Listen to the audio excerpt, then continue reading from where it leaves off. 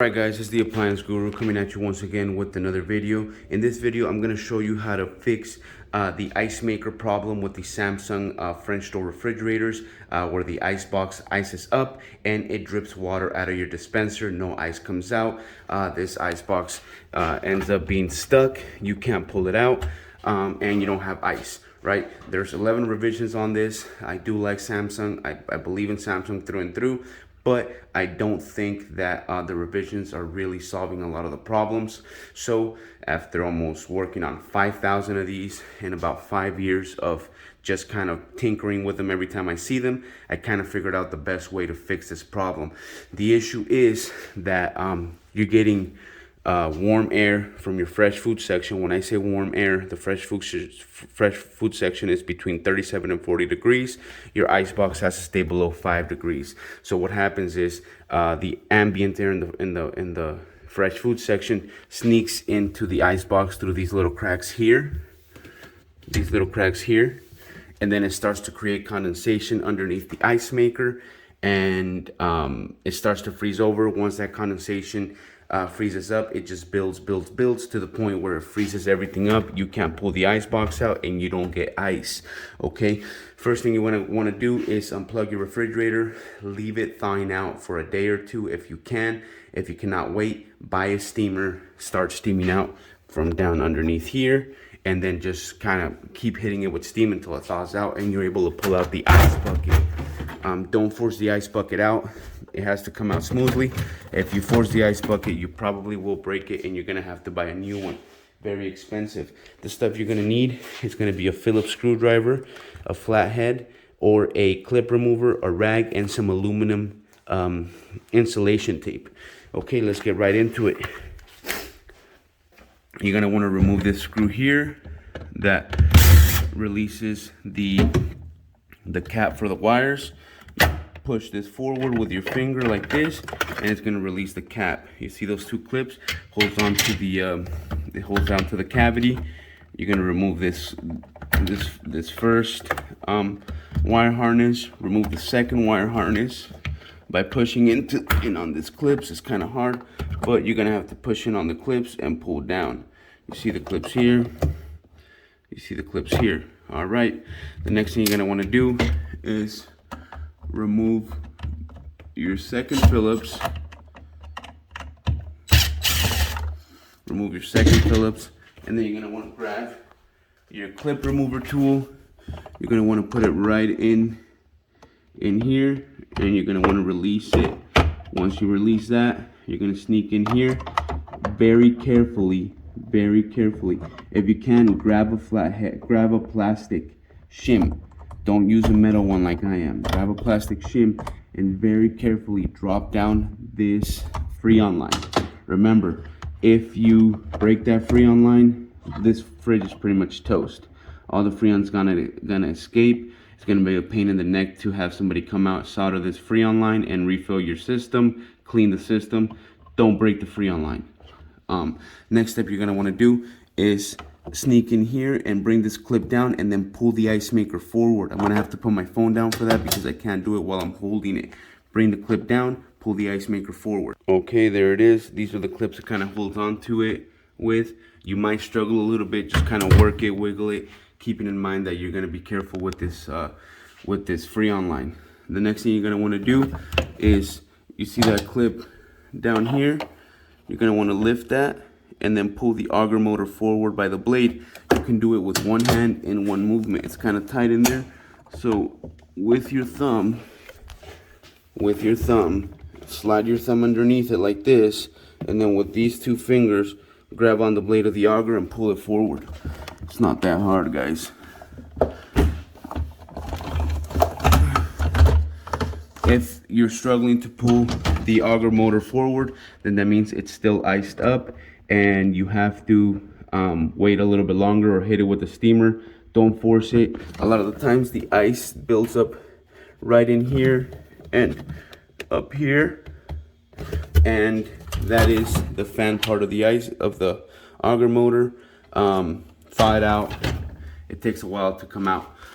Buy yourself some clips like this. Just go on Amazon, Samsung ice maker Y clips. You'll get them. Pop them in. Make sure that the clips are facing down the whole time, and that's gonna help out with this install. The next thing you're gonna see here is that somebody has already worked on this, and somebody put on this silicone that Samsung recommends to put on. You want to get rid of all that silicone. That silicone, in my opinion, is no good. Usually it comes off in big chunks like that, so it's not that hard to remove it. But if you see it on there, remove it. Now I'm gonna remove mine and we'll get back into the video, okay? Okay, once you remove that silicone, you're gonna get this. Make sure you wipe it dry. It has to be 100% dry, and it has to be completely free of that silicone. After that, you're gonna take your aluminum insulation tape, and what you're gonna do with the aluminum insulation tape, you're gonna cut it into strips, where you're gonna seal up this little gap here, the gap in the back right here on the floor, all right, this gap here, and this gap here. You're gonna seal all that up. You're also gonna seal up this little black clip, and this one, do not seal the drain line. This has to stay clear. Do not seal the drain line, okay? I'm gonna do that and we'll get back to it. Okay guys, once you seal it up real nice and good, you're gonna have something that looks kind of like this, right? It doesn't have to be pretty. You just have to make sure that that aluminum tape sticks really well and it seals up the gaps, okay? Now next, what we're gonna do is make sure that these clips are straight down, and we're gonna start putting everything back together, okay? I'm gonna put it back together literally the same way it came out. It will go back in. It's not that hard. Slide this bad boy back. Make sure you're watching the Freon line. Make sure you hear that little click. You couldn't really hear it because of the tape, but make sure you see that. There it is. There's that click. You're gonna plug this bad boy back in. Boom. Give it a quick pull test. Make sure you plug these in good, because then if not, it will error out once you plug it in. Give all your little wire harnesses a quick little pull test. Okay, you hear that little click from the ice maker.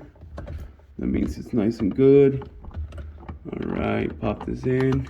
Now, what we're trying to do with this video, with this repair, is isolate the cold air, the 5 or below cold air from the ice maker from the fresh food section. People are going to say, well, what about this crack here?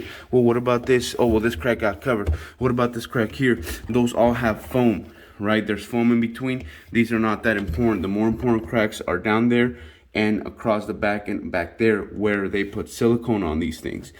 Those are the most important cracks, right? I've taken these boxes apart. You don't want any condensation to build up here. Right, let me finish putting it back together and I'll get back to the video. Okay, so my ice box is nice and put back together. The next thing you're gonna wanna come and look is right in here. Now, I replaced the ice chute. That is called the ice chute. That is a flap. I've already replaced it, but if you push down on it and if you look at it, yours probably has a bunch of calcium buildup. That ice chute leads directly into your ice box. If there is calcium buildup around the rim, it means it's not sealing properly. Warm air from your kitchen, from your ambient temperature in your room is going to be sneaking in here and causing more of a problem. Okay, so you're going to have to take that off and clean it up. I'll show you exactly how to take it off. Now, yours might look a little bit different, but it's kind of the same concept. You're going to come in here, you're going to remove this screw right there. You're going to remove that screw. Okay. Get the screw off. Okay, and then next thing you're gonna want to do is protect your hand, because what happens if you don't protect your hand, you're gonna cut your back knuckles. Okay, so you're gonna want to grab it from right in here. Your fingers have to be like this, because that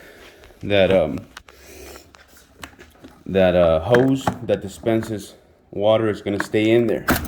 And you're just gonna wanna pull it exactly like I did now. Just pull on that thing. Trust me, you'll be all right. All right, the next thing you're gonna wanna do is remove this clip that's here, boom. And then you're gonna wanna come in here. Well, I can do that afterwards. you have a screw down here and a screw up here. Take those two bad boys off.